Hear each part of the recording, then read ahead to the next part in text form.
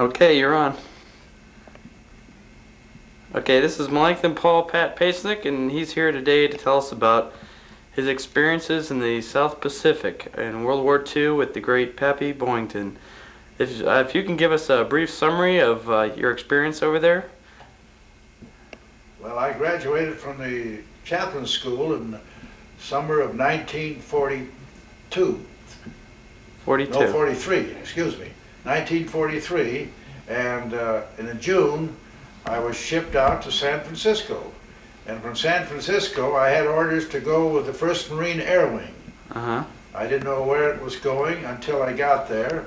And so at San Francisco they called me up at 9 o'clock at night and told me to go down to the dock and get on a flying boat. And I got on a flying boat and I didn't know where I was going, south or north. You didn't know where you were going? No. So we all very secretive and everything was covered up. It was dark. And anyway, we took off, and the next morning I woke up and we were in the South Pacific going towards Hawaii. And we arrived at Hawaii about 12 o'clock. We flew all night when we got there. And then from Hawaii we took a small boat out to the islands, where I ended up at Espiritu Santo. Mm-hmm. And that was where the 1st Marine Air Wing was, and I was the chaplain, the Protestant chaplain for the 5th Marine Air Wing. And about 6 months later, they sent me a Catholic chaplain friend, Padre Gorman, and he came out, and both of us served the 1st Marine Air Wing out there. And in that particular group with the flying, there were several flying groups. We had fighters, we had dive bombers, and we had torpedo bombers that would go out and send torpedoes. Anyway, three different kinds. And Pappy Boyington was in the fighter unit, and he was the one that gave cover for the bombers. And they would go out and cover for the bombers when they went out to make attack. Well, anyway, Padre had a problem. He wouldn't get along with the commanding officers, and they were kind of trying to ditch him. Padre, that must be you. Yeah. Okay. Yeah. Anyway, I was a padre, and he came to me one time, wanted to know if I could arrange for him to get a group, and I said, well, I'll talk to the Captain Borden.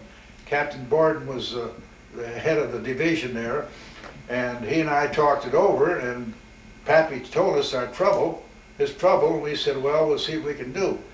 So anyway, we finally went up to the commanding officer and told him that Pappy would like to have a command, and he thought he could train him to go out and fight. So there were about 30 college students there that had graduated from college and went into flying, and they didn't care for the particular GI stuff that some of the Marines wanted. They just wanted to get out and fly. So they were disgruntled with some of the officers, but when they got Pappy, Pappy just suited them. And he took these 30 flyers and made them into the group that was established in 1943 on Espiritu Santo, and they couldn't think of any name to give them. They wanted to call themselves the Black Bastards, but they said that the general wouldn't allow that, so they called themselves the Black Sheep. And their squadron was 214. So anyway, in the time that they were there, in 1943, at that time we were attacking Bougainville, clearing Bougainville, and also the island up ahead of it. And at that time, Noumea and several of those Japanese islands, we were bombing them to arrange for landing. And it was while he was going up on one of these missions in Bougainville, he was his last mission before he had finished his time to come home for a rest. And it was then that he got shot down. And the reason he got shot down was that his wingman was wounded, and he tried to cover his wingman, and I can't think of his name right now, but his wingman went down, and Pappy tried to cover for him, and some Jap come out of the clouds there and got him and shot him down into the water. I heard it was a young fella. Yeah.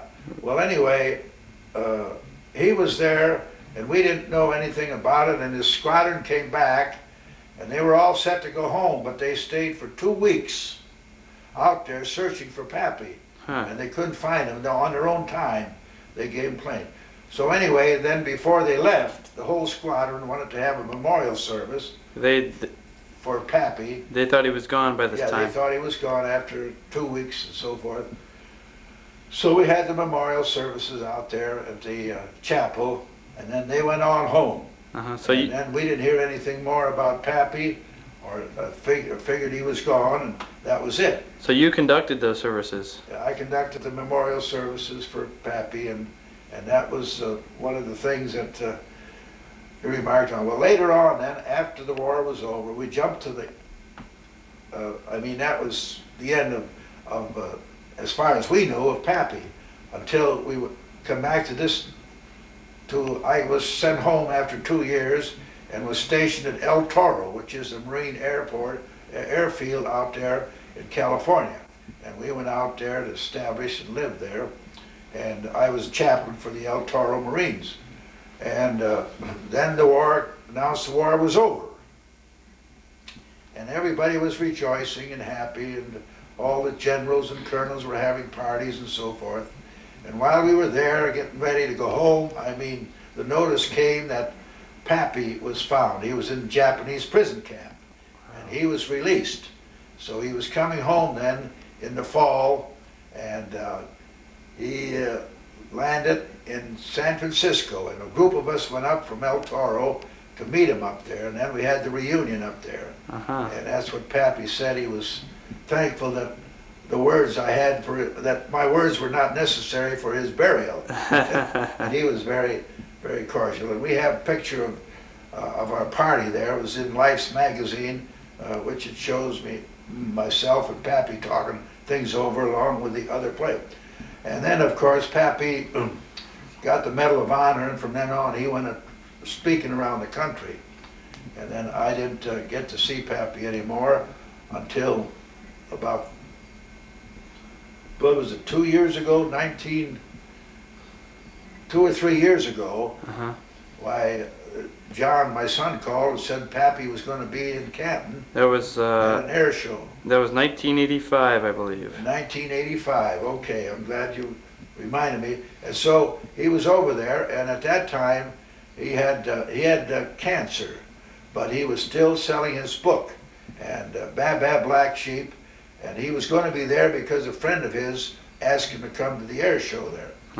So anyway, we went. The family went over there, and Pappy was up there, and I waited until the thing was pretty clear, and I went up and took my ID card, and I says to Pappy, I said, this man has been looking for you for 40 years. And he looked at the card, and the one side said Melanchton Paul Paetznick. Well, that didn't mean anything. But the other was Chaplain Paetznick, and he said Padre, and he gave a great shout. And then I think my grandson Chad was there taking pictures, and we had a good reunion. And we talked things over.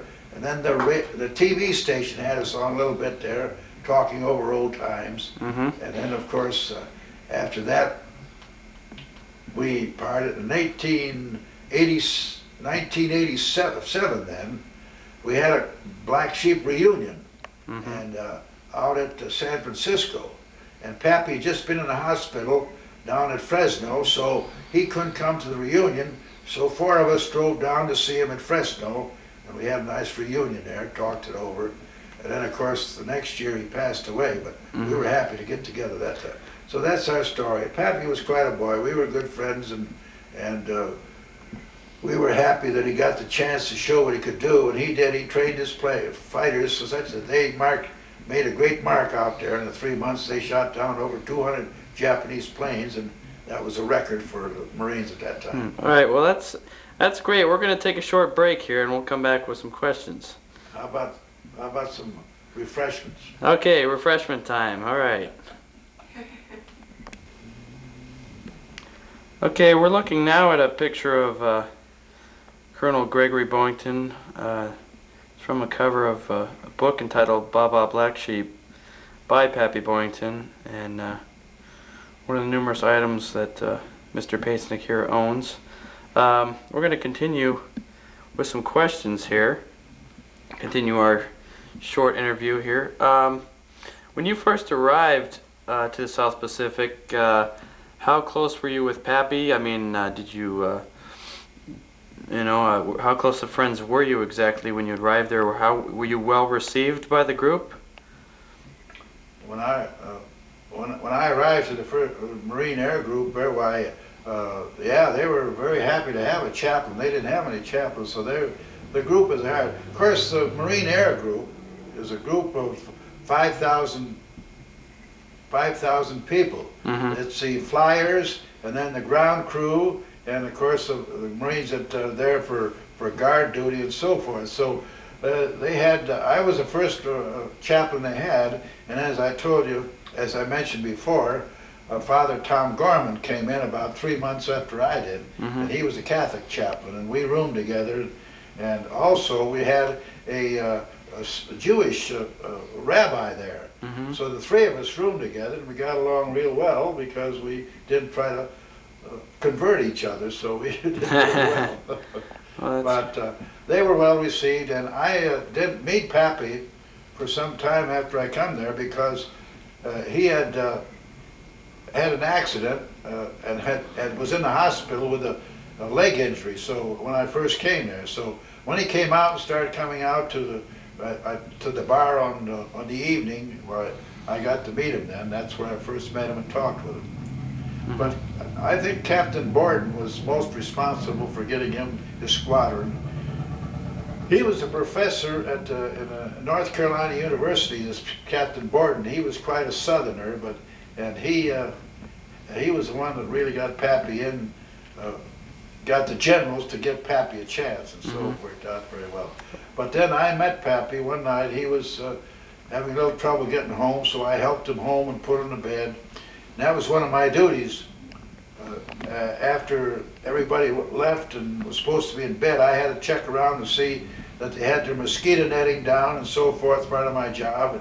And this one night he didn't have his mosquito netting down, so I had to put the mosquito netting down and cover him up because of the malaria danger, and although he didn't help because he got malaria later on, but anyway, that's how I first met him.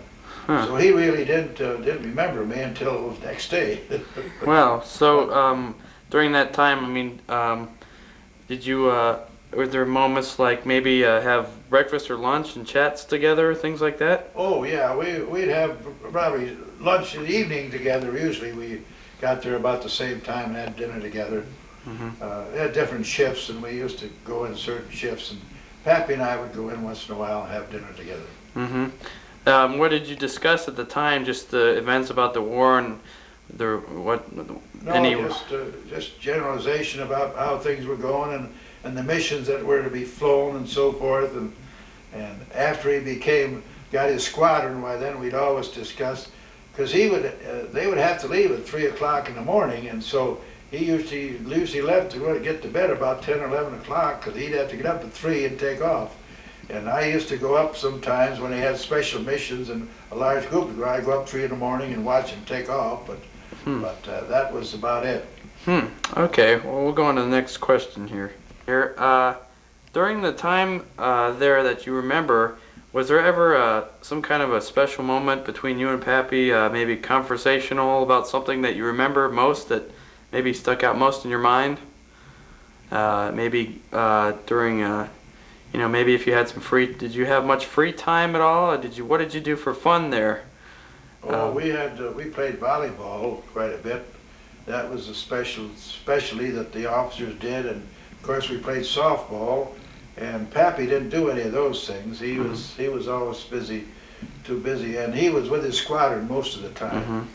But really, the only thing we ever discussed was probably the missions and the time they were going to go on. When they came back, they used to talk about what they knocked down and what they did, and mm-hmm. the different groups. Like Ed McMahon was there. He was in charge of a TBF, that's a torpedo bomber squadron. Mm-hmm. And he told me one time that whenever he went out on a mission and he knew that Pappy Boyington's squadron was overhead protecting him, he never worried. Huh. And he said that one time they were bombing on Bougainville or someplace, and he said they were in the middle, and upstairs were the fighter planes, and he said that these Japanese planes would just be coming down. They'd be shot down by our Pappy's outfit. Huh. And he said we just went on safely, got our bombing done, and that was it. Huh. But he felt that Pappy's Squadron did a good outfit. Yeah, now this is the Ed McMahon? Ed McMahon that's on the Tonight Show. Yeah. Well, huh, and you actually conversed with him at a certain time? Yeah, he was, well, I used to sit with him in the evening, talk with him, but he was a Catholic boy. He used to visit it with Tom Gorman, Padre Gorman most of the time, and I would drop in and talk with them. Uh-huh. But we were good friends anyway. Huh. Did he have that chuckle that he has on the show there? Oh, yeah. He was quite a boy. Okay, so as far as you remember, there weren't really, when you were there during the time, maybe moments you talked with Pappy were strictly about the war and missions and things like that. Yeah. He never brought up anything about his personal problems back home, and but we just talk about the war. And I don't think Pappy ever got to the services as his flyers did. Uh-huh. In fact, a couple times they went out on a especially tough mission, and they come to have services before. Uh-huh. But Pappy never made it. But as a kid, the squadron would come and have it. Huh. But all in all, we were very close and talking that way about the wars mostly. When they would come back from a great mission, something that they felt really excited about, did they go into great detail about? They describe in great detail what the They would just tell what they thought they shot down, and have to report it, Yeah. And that's when Pappy shot his 26th plane down just before he got shot down. That's why he had to record it along with Joe Foss. Now Joe Foss was out there too. I knew him. He was in my outfit for a while. He was another flyer. He had 26 planes shot down too. Well, while we're on the subject of fun, there was there like I think you had mentioned before that Bob Hope had come out, or certain shows. Were they have any shows out there? Well, we had, yes, one, but Bob Hope really didn't come to Espiritu Santos. He came to Bougainville after we moved up to Bougainville. Okay. But we had some shows on Espiritu Santos, and there was a couple, especially I can't remember their name now, but he was a dancer, Bulger. He was quite a tap dancer. And I remember him because he had been traveling, and of course over there you get a lot of foot disease, and he came to our camp. I mean, there's just the troubles out there. I mean, swamps and so on. But anyway, he got he had trouble with his feet, growth on it, and sores. But he came to our place and he danced for an hour and a half. Wow. And afterwards I took him into the medical office there, and he soaked his feet, but he wouldn't give up his program. He must have had a lot of pain. But he put on the show for us. And I always liked him. He was nice. He was a good dancer too. But he was Bulger was his name, I think, his last name. Alrighty. I'm in Hollywood taking pictures, huh? Maybe. Okay. We're back here. Now when Pappy was shot down overseas, what was the feeling among yourself and the other people in the squadron, the other flyers? Were you, how upset were you about this? Did you think, could you go into detail about that? We felt very badly about it because that was his last mission, and he was ready to see, in the Marine Corps you take 3 missions flying over and for 3 big missions on bombing or fighting trips, and then when you get 3 missions finished you go back to States. And this was his last 3rd mission. I mean, he was completing it, and that's why they felt very badly. And I say, as I said before, the squadron stayed over for 2 weeks looking for him. That's what they thought of him. Wow. And they wanted a memorial service. So everyone felt badly about it. Of course, and then it come back all over the state, the pictures in the paper back here that he was shot down and disappeared. But do you remember the time, maybe not exactly, but you remember when you first heard the news that he didn't make it back and he was supposedly shot down? Do you remember what your initial reactions were? Well, that was when it was in the summer of '43 is all I can remember, and it just was a shock. And of course, they came to me about it and were concerned and so forth as chaplain. And there wasn't much we could do about it because they went out to search for it. Mm-hmm. Oh, okay. Of course, you had the reunion then, not knowing all this time. Well, first of all, you had the funeral service and everything that you conducted for Mr. Boyington. Let's say, how surprised were you when you actually found out he was still alive, and when exactly did you find this out? Well, that 1945. Because of it, you know? Yeah, were you with a group of flyers or servicemen when you found out, or where were you? Yeah, I was on board El Toro camp when it came in. I was in my office when the report came in, and the several black sheep that I knew were there. We talked about it and rejoiced. So there's obviously cause for celebration there. Oh yeah, we looked forward to it, and the celebration was sponsored by the people that made the plane that he flew out of New England state someplace, a Volk, I think it was, oh, that wasn't the name of it. But anyways, they made the fighter of New England state someplace, a Volk, I think it was, oh, that wasn't the name of it. But anyways, they made the fighter plane F-4U and F-6U. And that company sponsored the party for Pappy, and they still has his plane in the Hall of Fame over there. Mm-hmm. We're looking at the picture of you and Mr. Boyington that in the October, I think, 1945, 46 issue of Life. September of 45. Sitting there conversing. What exactly did he say to you when he returned back? I'm sure he had some words to exchange with you. What did he? Well, his first words, as I said, was, "I want to thank you, Padre, for the words that weren't needed." At the memorial service, and then said he appreciated. He told about his experiences over in the Japan camp or prison camp, and it was very interesting. But he was very happy to see us all. And he'd lost some weight, but he was still looking good. So would you say you became a little bit closer after that experience? Oh, I would say so, very much so, yeah. Yeah, we didn't see each other for a while there but we always had, every Christmas, of course, I dropped him a note, Christmas card, he dropped me one, and quite a few of the black sheep, we exchanged cards that way. So we've been pretty close, and I say, we've had one reunion since, and I've been to. They've had others, but I've only been to one of them. So I read in there, and for a caption under that picture, it says, Colonel Boyington explained to Paetznick, "Well, now I'm an easy touch." What was he talking about, since he'd been gone overseas for such a while? And no, it's an easy touch for religion. Okay. Because he said he did quite a bit of praying when he was in camp too, in the prison camp. So he had a lot of faith. Well, that's great. Yeah, a lot of faith. Okay, we'll take another short break here. All right, take a short break.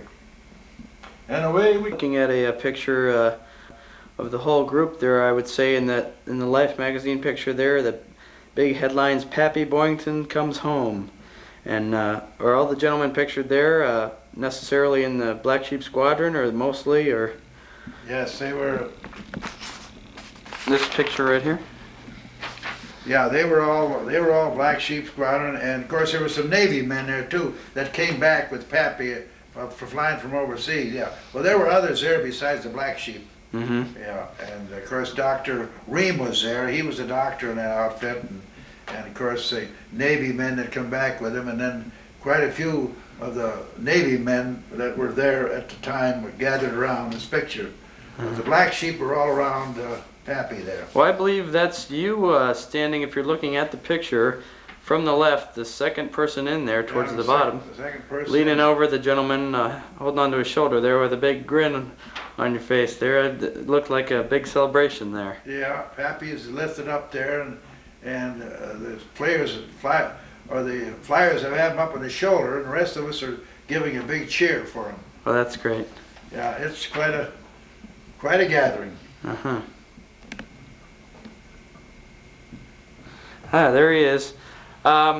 Just maybe a quick comment. There was a TV series out for some time entitled Black Sheep Squadron with public recognizes Robert Conrad played Pappy Boyington's role. What are your general comments on that show, and how close was it to the actual real detailed stories over there?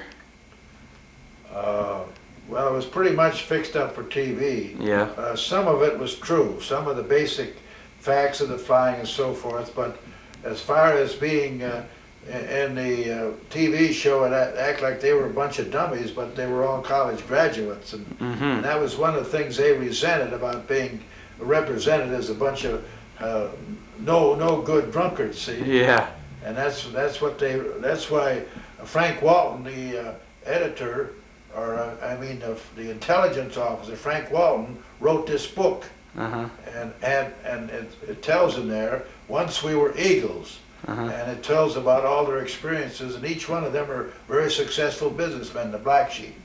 Frank Walton went around all over and contacted each of the Black Sheep and find out what they were doing and got comment on them, and each one of them are successful businessmen, and that's when we went out to San Francisco. He distributed the book to each of us and autographed them and so forth. Well, at the time of the TV show, did Mr. Boyington have much say over the stories, or did he give? Not a whole lot. He gave them authority to go ahead with it, and that's what some of the Black Sheep flyers didn't like it, because it designated them as being a bunch of dummies.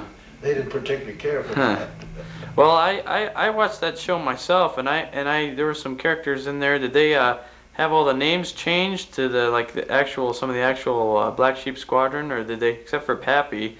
I think they used the regular names, yeah. The regular names of some of his buddies. I think so, yeah. But not too often now, because Walton was never in it. He didn't agree with it, and his name was never mentioned. He was the intelligence officer. Was there ever an episode? I watched the show way back when, but I don't recall. Was there ever an episode with somebody representing the Padre himself? They had one episode with the chaplain in it, but that was a Catholic chaplain. I wasn't in that. I mean, he didn't represent or have my name or anything, or the Catholic, or Gorman either. It just was a chaplain. Okay. Yeah. So it's pretty. But outside of that, why, it was made for TV and entertainment. Conrad did a good job on it, and he thought a lot of Pappy too, because Pappy helped him a lot. Yeah. Well, going back to the term, they thought some of the TV show fixed up some of the flyers to be pertained as drunkards and young kids and things like that, and they actually were college graduates. Well, is it true? I heard some stories on Mr. Boyington coming up when they maybe ran out of wine or something, coming up and having some wine from communion there. Is that a true story? No. That's not true. Nothing true. He never had communion with me. Okay, well, he never cared for wine anyways. He drank hard liquor. Well, he did drink. Right now we're looking at a bottle which contains wine that's probably somewhat over 50 years old, and that was. Did you pick that up? Where did you pick that up? Was that for communion? That was in 19. Yeah, I received a bottle. Wine was hard to get out there, but the Catholic chaplain, Tom Gorman, got a shipment in, and he gave me a bottle. And then we had to use it, so we used it very sparingly. In other words, we didn't give it to him drink, but we took the wafer and dipped it in the wine and gave it to him, because the wine. But I still have that much left, and that's over 50 years old. Yeah, it doesn't look like wine right now. It looks like maybe some wood tarnish or something. Well, it's wine, but it should be pretty sour. Yep. I haven't fooled around with it. I just keep it up there on the shelf. Very interesting. That was our communion. We would have wafers, plenty of wafers, and we just dipped in the wine, and we didn't have much wine. Well, okay. You feel the Black Sheep Squadron played an extremely important role in World War II history. Were they one of the main reasons for victory? Especially for our program as we went up to the southern end. We took Bougainville and Rabaul, and it was the Air Force, especially the group of fighters and so forth that were in the 1st Marine Air Wing that leveled these places. In other words, we bombed Bougainville, and then we made a landing on it, and then we were in Bougainville for a while. But the Japs were pretty well disseminated by then. But I say that the Air Force, or the Marine Air Force, was very prevalent and was one of the real causes why we swept the South Pacific. So they got the job done. Yes, they got the job done. Very Okay. well. As some closing comments here, maybe you can describe to the audience how important this story is to you and what it means to you, and just kind of give us a summary here of the conclusion here. Well, as I say, the conclusion of the war, it was my privilege to write and keep in touch with about 50 of these flying people that I worked with, and several of them were Black Sheep from the squadron, and Pappy was one of them, and several others, Captain Borden and General Mitchell. And over the years, each Christmas we sent greetings and told how we were. But now that's down to, after 50 years or 40, about 45 years, because it'll be 50 in 93. But after all these years, there's only about 3 of them left besides myself. Huh. Well, excuse me, are you making plans to maybe go out for some kind of reunion, or are you just going to write them a letter? A reunion in 1993, which will be their 50th, but we don't know where it'll be. And how many will be there, I don't know. You see, these flyers were all 10, 15 years younger than Pappy and I. Yeah. Pappy was in his 30s and so was I. But the flyers were all in their 20s, 21 and 22, just graduated from college. So some of them will still be there, I mean the younger ones, but us older ones may all be gone, we don't know. But if the good Lord willing and the creeks don't rise, why, and I'm still around, well, I'll probably go to it when they have it. All right. They're talking about having it either in Hawaii or San Francisco or someplace, I don't know. Okay. But it's been a pleasure thinking of them over the years. Okay, well, thank you very much for this interview, Padre. Well, that's okay. And we're going to sign off here. You're very welcome. Okay, thank you. You bet.